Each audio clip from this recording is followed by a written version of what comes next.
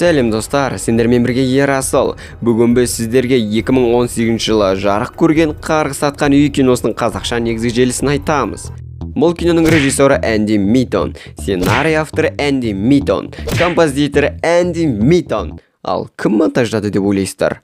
Әрине Энди Митон. Қысқасын айтқанда бұл киноны Энди Митон түсірген. Кино шығыны құпия. Кино авторлары ресми түрде ешқандай мәлімет бермеген, ал табысы баспен қадалу, тымда таппаған, банкрот болып кеткен. Жалпы бұл кино мүлде танымал емес, бірақ қанша кино мүлде табыс таппаса да, тек Энди Митон барлық жұмысын жасаса да, кино көптеген сомдық продакшндердің сомдық қаржыға түсірген кейбір туындылардан артық, кейбіреуінен ғана. Және де бұл кино жайлы тағы да бір қызықты нәрсе киноның аудармасы. Бұл киноның оригинал ағылшынша атауы The Witch in the Window, яғни терезедегі мыстан, немесе терезеден қарап тұрған мыстан. Бірақ киноның орысша аудармасы Проклятый дом, ал қазақшасы қарғыс атқан үй. Мұнда бір минус бар, бірақ ол минус біз үшін емес, мына авторлар үшін. Бұларға жаным ашып кетті негізінде. Мысалға қарап отырыңызшы, қарғыс деген сөз кіргізген 1040 кино бар. Мысалға қарғыс атқан үй, қарғыс атқан жираф, қарғыс атқан покемон, 1040 сөз бар. Ал бұл кино олардың арасынан шыға алмай қалады. Бұған бір басқаша атау беру керек беді аударғанда. Мысалы, мен былай аударар едім. Терезеден қылтиған қатын. Ал достар, мен көпке соза бермейін, видеоны бастайын, ал сіздер мені қолдап, тегін лайкты аямай басып, арнаға тіркеліп, жаңына шыққан мінері қоңыраушаны дірілдет жіберіңіздер. Ал енді біз бастаймыз. Кино бір Фин есімді баланы әкесімен бірге біраз уақытқа жіберге жатқан әңгімемен басталады. Себебі Фин интернеттен бір үлкендердің нәрсесін көріп жатып анасына ұсталып қалыпты. Және Финнің анасы мен әкесі ажырасып кеткен. Десе де олар анда-санда араласып тұрады. Финге жаза ретінде анасы оны әкесімен бірге біраз уақытқа жібермекші. Бұл Финнің әкесі Спортукус. Спортукус. Бұл кісінің спортқа еш қатысы жоқ, бірақ менің басыма бұдан басқа идея келмеді. Спортукус алып сатар. Жай ғана алып сатар емес, жылжымайтын мүлікті алып сатады. Ол үйлерді сатып алып, жөндеп сәндеп қымбатқа сатады. Осы жолы ол жердің түбінен ескілеу бір 2 қабатты үй сатып алды, және сол жерге Фин екеуі келеді. Олар үймен танысып, жер төлеге түсіп, үйдің электр жүйесін қарап жүргенде, оларға бір еркек келеді. Ол олардың көршісі екен, және электрик. Бірақ ол 1 километр алыста тұрады, бірақ Спортукустарға ең жақын үй сол екен. Спортукус екеуі танысып, біраз әңгімелеседі. Біраздан кейін Спортукус көршісіне «Жүр, үйге кірейік, ішке кіріп сөйлесейік» дейді. Ал көршісі ішке кіруден тартыншақтайды. Және бұл үйді ұнатпайтынын айтады. Және ол мына үйде бұрындары Лидия деген келіншектің өмір сүргенін айтады. Ол өзінің күйеуінің бала-шағасын өз фермасында өзі өлтірген деген сыбыс бар екенін айтады. Бірақ оған ешқандай айғақ болмағандықтан сотталмапты.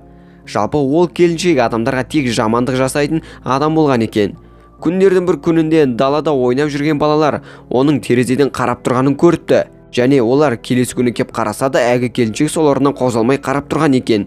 Содан олар үлкендерге хабар берген екен. Сөйтсе әгі келіншектің қайтыс болып кеткеніне 3 апта болыпты. Ол сол креслода отырып көз жұмған екен. Ал дәрігерлер өлімнің себебі инфаркт деп диагноз қойыпты. Деген оқиғаны көршісі Спортукус пен Финге айтып береді. Одан Фин мен Спортукус үйге келіп ұйқыға кетеді. Таңертең олар үйді жөндеуді бастайды. Және олар сол күннен бастап бір түрлі нәрселерді сезе бастайды. Десе де олар жұмыстарын жалғастыра береді.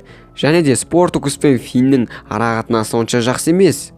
Бір күні кешке олар тамақтанғай пиццаға бармақшы болады. Фин осылай жоғарға киімін алуға бармақшы болғанда, ол креслодағы келіншекті көреді. Одан кейін Спортукус келеді.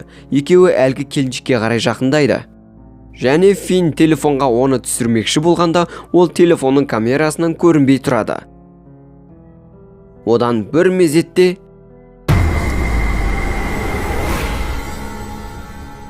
Спортукус пен Фин қаша жөнеледі. Олар көлікпен пиццаға келеді.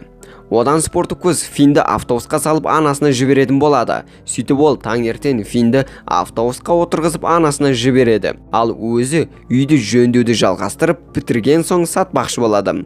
Мынандай оқиғадан кейін негізі бір жеріңді қысып жату керек қой.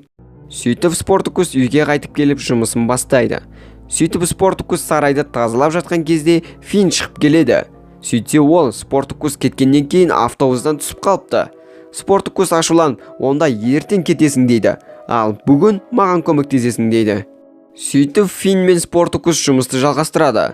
Сөйтіп жатқан кезде Фин Спартакусқа өзінің жылы сөздерін айтады. Қанша бізді тастап кетсең де, әке ретінде мен сені жақсы көремін дейді.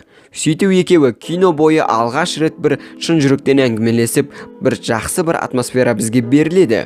Сөйтіп тұрғанда Спартакусқа келіншегі қоңырау шалады. Спартакус тұтқаны алғанда ол Фин келгелі бері үндемейді, автобустан түскелі бері жақ ашқан жоқ дейді. Сол кезде Спартакус тұтқаны Финге беруді сұрайды. Және сол кезде анасы Финге телефонды береді. Сөйтсе баласы баяғының бай заманында үйге келіп қойыпты. Сонда мына кісінің жанында отырған адам кім болды?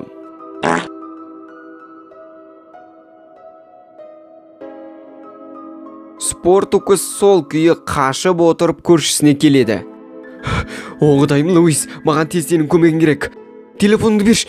Не болмаса көлігіңмен мені қалаға апарып таста. Мен саған оның біреуін де бере алмаймын. Және саған мүлде көмектесе алмаймын. Неге? Неге? Өйткені сен әлі сол үйдесің.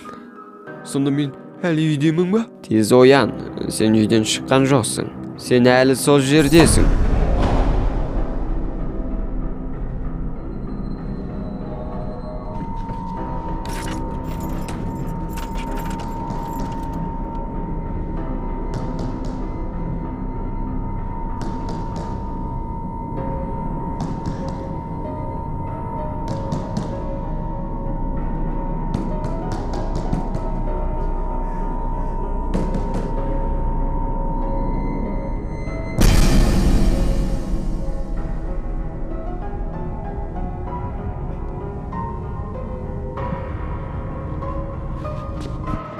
Осылай Спартакус бұл үйден мүлде шыға алмайтынын түсінеді. Сол кезде әлгі елес әйелінің бейнесінде келіп оған: "Сен менің орныма бұл үйде елес болып қал, сонда ғана босатыласың" дейді. Сөйтіп Спартакус үйді жөндеп бітіріп, үйді келіншегінің атына аударып, өзі әлгі креслоға отырып көз жұмады. Осылай кинода аяқталады.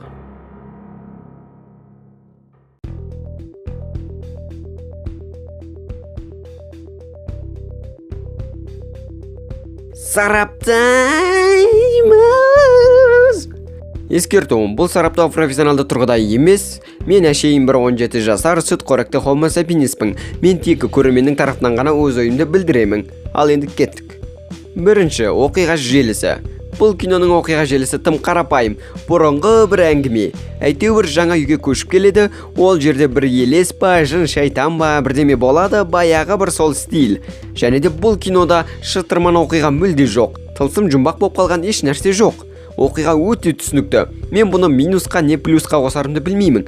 Және бұл кинода оқиға ызындап, созылып, ырбиып көп жүреді. Құрбос мағынасыз кадрлер тым көп. Менің ойымша, бұл сценарий негізі толық метражды фильмнен көрі қысқа метражды фильмге арналған. Екінші, актерлар. Киноның көп бөлігінде екі актер шығады. Олардың актерлық шеберлігін жақсы не жаман деп айта алмаймын. Әйтеу бардан жоқ. Және кинода эмоционалды актерлық шеберлікті көрсететін сценаларда болмады, бірақ өте жаманда болған жоқ. Үшінші, түсірілім. Киноның түсірілімі керемет емес, бірақ та жаман емес. Және киноның бояуы жайлы айтар болсақ, көбіне хоррор қорқынышты фильмдер бір қараңғы, тұншаланған, басты кейіпкер әзер көрінетін бір жерде өрнейді. Ал бұл кинода керісінше, жап-жарық, кейде көзің ауырып кетеді. Және қорқынышты сценалар күлкілі болды. Бір эффекті жетіспей қалғандай. Мына келіншектің мына жері енді кәдімгідей бір түрлі болды.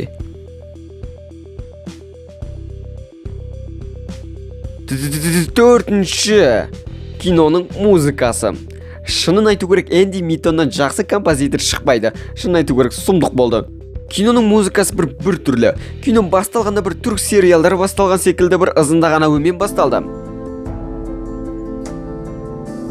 Ал қорқытатын сценаларда әуен бір жетіспей қалғандай. Қорқынышты кино үшін ең басты нәрсе ол музыка. Ал бұл жерде сол музыкадан сәл бір түрлі нәрселер шығып қалды. Содан болып менің көңілімнен мүлде шыққан жоқ. Бірақ бұл кино өте аз қаржыға түсірілген. Өз бағасына болады деп ойлаймын енді. Ал менің киноға берер бағам осылай достар, бүгінгі видео аяқталды. Видео ұнаса міндетті түрде лайк басамыз, арнаға тіркелеміз, қоңырау жабамыз, келесі кездескенше сау.